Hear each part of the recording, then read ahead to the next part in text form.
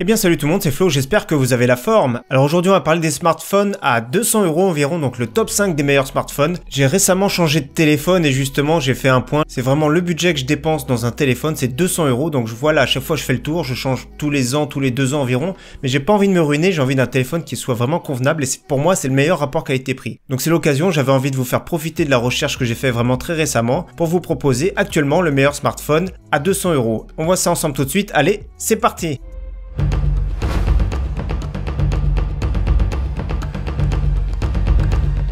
Donc voilà, j'ai récemment acheté le Xiaomi Redmi 5 Plus. Voilà, je suis super satisfait. On reviendra un petit peu plus tard dans la vidéo, mais j'en suis super satisfait. C'est un téléphone de 5,99 pouces qui m'a coûté 175 €. Comme je vous ai dit, c'est vraiment le budget que je choisis. Pour moi, c'est le meilleur rapport qualité-prix qu'il y a dans les smartphones. Et on a vraiment quand même de la qualité. La grosse concession qu'on fait quand on achète un smartphone à 200 €, c'est la qualité photo qui est un peu moins bien en général, ainsi que vidéo. Autrement, tout le reste maintenant, c'est vraiment de la qualité et on en a vraiment pour son argent. Donc en 5e place, j'ai choisi de mettre le Samsung A5 2017. Alors le prix a baissé, on le retrouve plus dans les 200 € actuellement. Je mettrai les liens dans la description pour tous ceux qui veulent. Donc le Samsung A5 2017, 32 Go qu'il a de mémoire, 3 Go de RAM. Donc c'est vraiment très bien. Le SoC, c'est le Samsung Exynos 7880. Il a une batterie de 3000 mAh, 158 grammes, ce qui est vraiment correct, hein, c'est vraiment assez léger. 5,2 pouces, c'est vraiment les standards de 2017 avec un écran 16/9 1080p. C'est vrai que les standards maintenant de 2018, c'est du 18/9 ou du 19/9. Mais voilà, pour le prix qu'il a beaucoup baissé, je le mets en 5e position parce qu'il est très bien.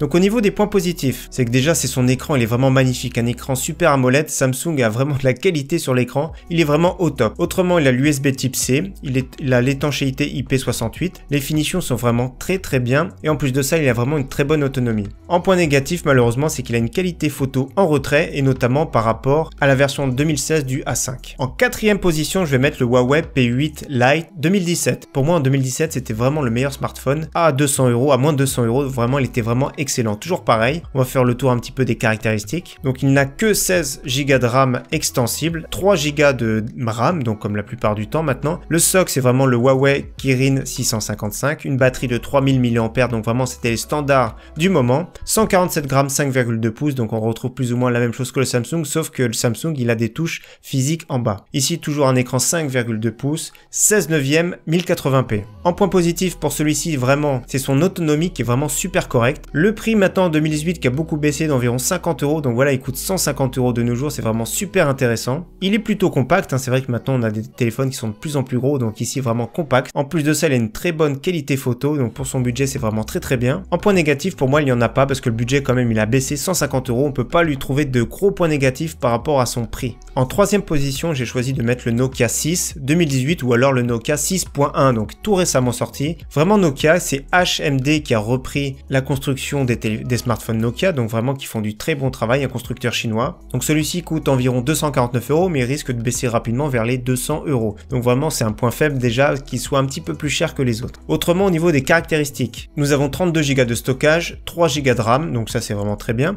Il y a aussi une version 64 Go qui existe de stockage. Le SoC, c'est un Snapdragon 630, donc c'est correct sans être exceptionnel, c'est du milieu de gamme. Une batterie de 3000 mAh, on a peur que ce soit juste, mais vraiment si c'est bien optimisé, vous allez voir que c'est vraiment très bien. 175 grammes, ça reste quand même conséquent. 5,5 pouces, format 16/9, donc voilà, c'est des formats plutôt 2017 et non pas 2018, malgré tout ça reste du 1080p, c'est de la bonne qualité. Alors les points positifs pour ce Nokia, c'est que déjà il a l'USB type C, donc déjà c'est une connectique qui est moderne. L'Android One, donc ça c'est vraiment un gage de qualité parce qu'il sera toujours mis à jour avec les dernières versions d'Android, donc ça c'est vraiment très bien, j'aime bien, c'est une version pure, sans surcouche, donc il y en a qui aiment bien, il y en a qui aiment pas, mais Nokia a décidé de faire que ça pour ses smartphones et ça c'est vraiment très bien. Autrement, il a vraiment une excellente construction, une bonne qualité photo en plein jour, comme la plupart, de toute façon, tous ceux qu'on voit c'est une qualité de photo s'ils sont bien en plein jour. Quand il y a un manque de lumière, voilà, c'est vraiment très moyen. Malgré tout, sa batterie de 3000 mAh, il a quand même une bonne autonomie parce que la partie logicielle est vraiment très bien. Android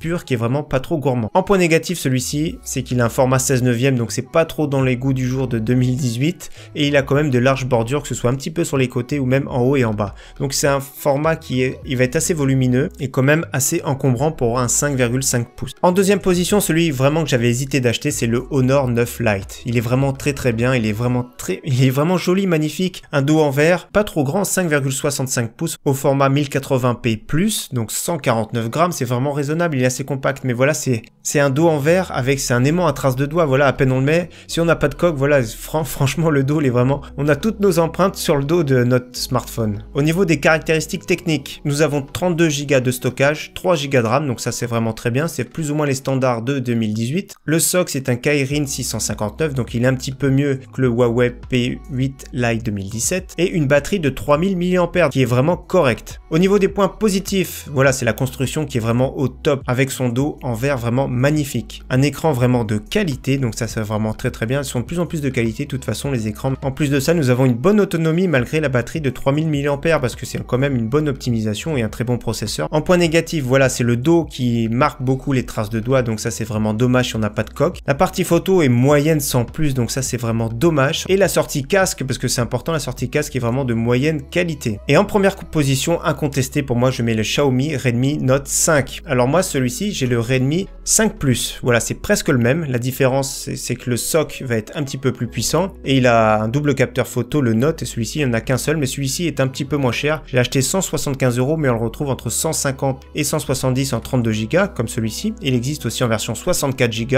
Pour celui-ci, 175 €. Le Note 5, c'est plus dans les 200 €. Mais franchement, pour moi, pour 200 €, c'est vraiment le top. Alors, il pèse quand même 180 grammes, c'est assez costaud, hein. Comme je vous ai dit tout à l'heure, l'écran, c'est 5,99 pouces. Il y a même la coque transparente qui est fournie avec. Donc ça, c'est vraiment très bien. C'est un petit peu... J'en avais acheté une qui sert à rien parce que c'est fourni avec.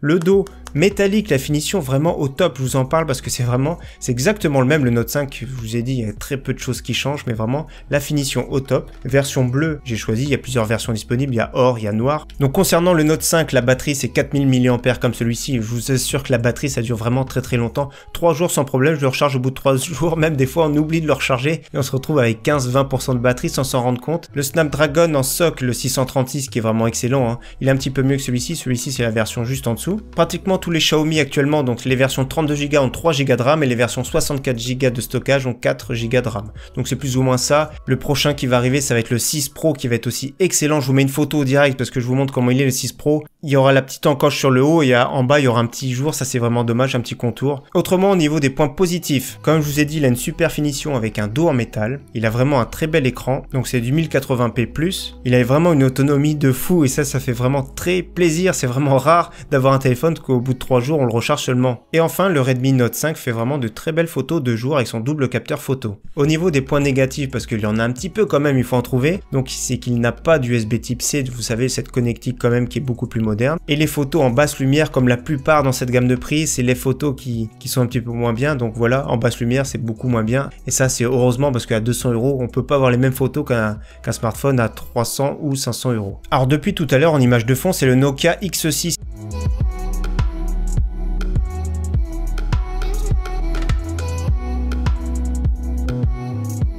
Il n'est pas sorti en Europe et ça c'est vraiment dommage, c'est un smartphone qui est vraiment magnifique, il a coûté à peu près moins de 200 € d'ailleurs en Chine, il s'est vendu comme des petits pains et franchement s'il sort en Europe même pour 250 €, il ferait vraiment un carton. Alors je sais pas si la série X va arriver en Europe, X6, X7, mais ils sont vraiment magnifiques, je sais pas ce que vous en pensez. HMD qui fait vraiment de la très bonne fabrication et j'espère vraiment que ça va arriver en Europe. Il y a également la marque Oppo qui arrive en France, donc petit à petit ils ont sorti le très haut de gamme comme je vous ai dit récemment et vont sortir plus de l'entrée de gamme bientôt. Autrement, d'autres smartphones qui sont arrivés, qui sont pas dans le top 5 mais qui sont vraiment très bien. Nous avons le Samsung A3 2017, donc c'est une version beaucoup plus compacte et vraiment excellent, un très bon écran, une très bonne autonomie également. Le Samsung J7 5,5 pouces avec une très bonne autonomie, voire excellente autonomie, toujours un bel écran 5,5 pouces Full HD, donc il a un dos en métal, il est vraiment très bien aussi je trouve pour son budget. Ne pas oublier également le Huawei P Smart qui est vraiment super correct, mais voilà qui est plus dans l'ombre d'un Honor 9 Lite par exemple, et le Honor 7X qui est plus grand, c'est plus vers 5,99 pouces, mais vraiment qui est correct avec un dos en métal également qui fait très bien son travail. Toujours pareil, une qualité photo en retrait. Et pour les plus petits budgets, vraiment je conseille le Xiaomi Redmi 5 et le Redmi 6 qui va arriver très prochainement. Donc voilà, deux smartphones pour un budget de 130 € qui vont vraiment cartonner, que je vous conseille vraiment aussi également. Donc voilà, j'espère vraiment que ce top des smartphones à 200 € vous a vraiment plu. N'hésitez pas à donner votre numéro 1 dans les commentaires. Voilà, pour moi c'est le Xiaomi Redmi Note 5 en ce moment et vous n'hésitez pas à le dire. En tout cas, merci d'avoir suivi cette vidéo. À très bientôt. Ciao, bye.